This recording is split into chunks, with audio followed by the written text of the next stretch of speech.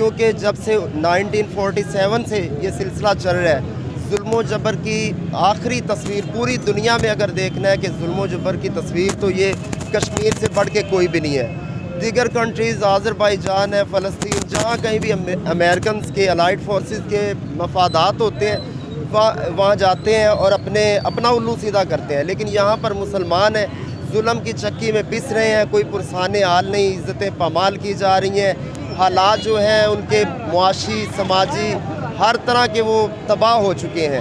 تو خدا را کشمیر کے حوالے سے پوری دنیا کو سوچنا چاہیے اور مل کے سوچنا چاہیے کہ جو ان کے حق میں بہتر ہے وہ ہو جانا چاہیے۔ ان کا قصور صرف یہ ہے کہ یہ مسلمان ہے، اگر کوئی اور مذہب ہوتا، کوئی اور دین ہوتا تو کب کا یہ مسئلہ حل ہو چکا ہوتا، مگر یہ مسلمان ہے اس لیے ان کو مطلب ہے ترجیح نہیں دی جا رہی۔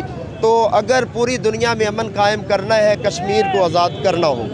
لیکن اب بہت سارے ملک ہیں انہوں نے آواز اٹھائی ہے، جیسے مسلمان کافی ملک ہیں، انہوں نے کہا کہ کشمیر آزاد ہونا چاہیے۔ اگر ایسے ہی ہماری جدوجہد رہی تو انشاءاللہ کل کو انشاءاللہ کشمیر ضرور آزاد ہوگا۔ انشاءاللہ بالکل ایسے اگر جدوجہد جاری رہتی ہے جیسے آج ہمارے شہر میں آپ کے توسل سے پوری دنیا میں پیغام جا رہا ہے، اگر ایسے ہوتا ہے تو وہ دن دور نہیں ہے کہ اللہ تعالیٰ ہماری غائبانہ امداد فرما کے کشمیر کو پاکستان کی طرح آزاد فرما دے گا۔